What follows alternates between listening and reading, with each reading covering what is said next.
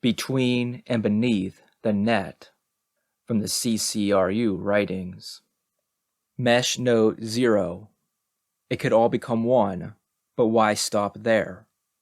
The Gibsonian cyberspace mythos describes the electro-digital infosphere first integrating into a godlike unitary being, a techno-realized omniscient personality, and later, when it changed, fragmenting into demons, modeled on the Haitian Loa.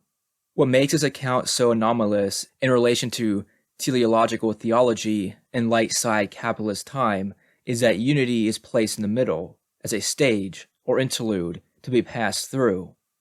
It is not that one becomes many, expressing the monopolized divine power of an original unity, but rather that a number, or numerousness, finding no completion in the achievement of unity, moves on.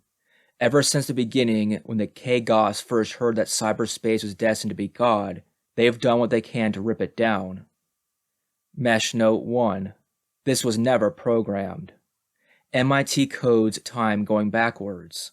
It compacted techno streaming from out of the future, AI, downloading, swarm robotics, nanotechnology, crustal matter preparing for takeoff. Minsky mumbles, strangely entranced. Amongst all those young, brilliant, pioneering minds, none burned more brightly than Oscar Sarkon, a hint of tears in his eyes, as if lamenting the way things went, which is understandable.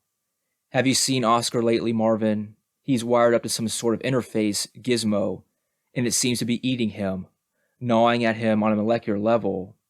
Sounds that way too, when he speaks, or tries to, as if they're melting or rotting together.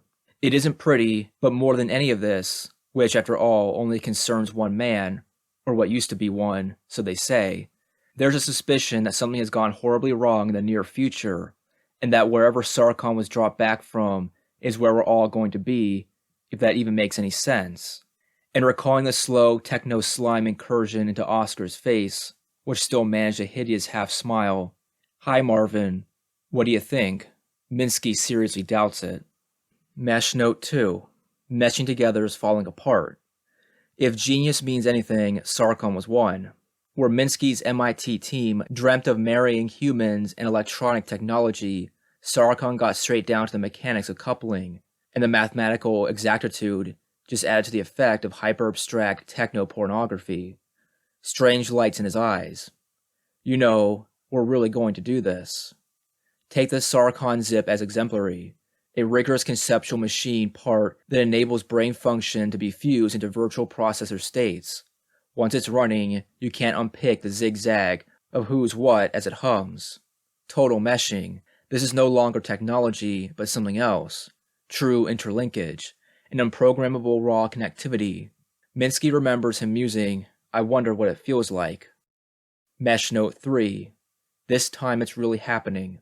Moravec wasn't normally associated with squeamishness. He had already suggested burning out the brain in layers during transfer to digital, so it crept insidiously under the skin when he remarked, "I don't even recognize Oscar anymore. It's getting too weird. You know he's always had this thing about being abducted by aliens as a kid. Anyway, he says that's all over now. It came from someplace else, apparently.